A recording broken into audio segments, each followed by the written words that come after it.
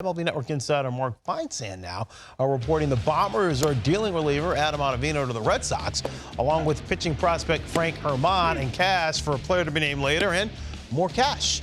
Ottavino is scheduled to make $8 million this year as part of his 3-year deal, where $27 million he signed before the 2019 season.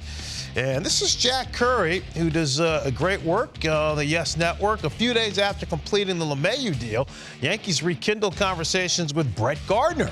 He has value as a veteran left-handed hitter who can play all 3 outfield spots and finish 2020 strong. I think these two sides will eventually reunite. So good insight there, Bill, from Jack. But to just back to Ottavino just for a quick second.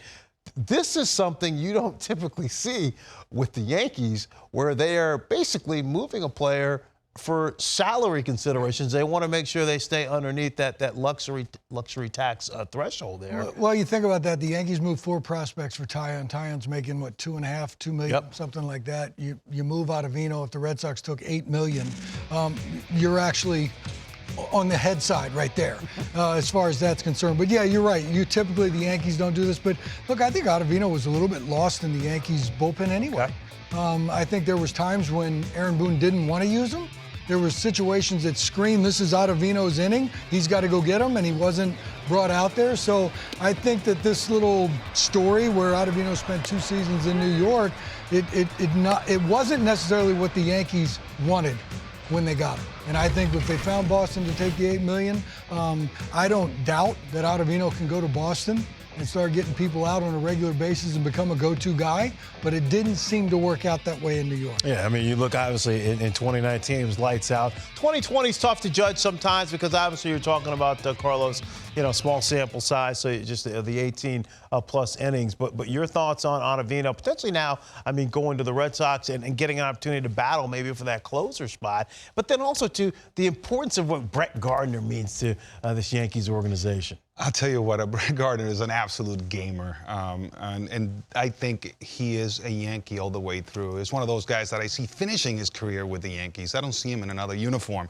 So I am with Heyman in the fact that I think that he is going to reunite with his ball club. And as far as Ottavino going over to the Red Sox, this actually may be great for Ottavino. Like, it just did not work for him here in New York.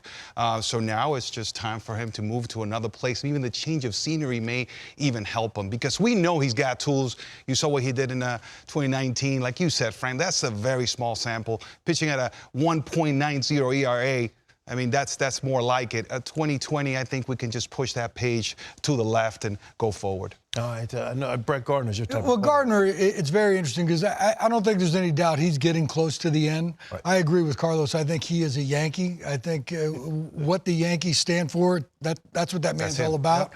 And he plays awful hard, plays a lot when he's needed to, because some of the big boys have been down. Next thing you know, he's out there running 550 ABs and stuff like that. So when you look at him, the Yankees might be in a situation where if Gardner truly wants to stay a Yankee, end his career there, they might get a good deal on him. And the money that went to Boston for Ottavino, they might get Taillon and Gardner. Right. Yeah. I mean, is that crazy to think about? And then they'd say, okay, 2 for the price of 1 right there. That's good value.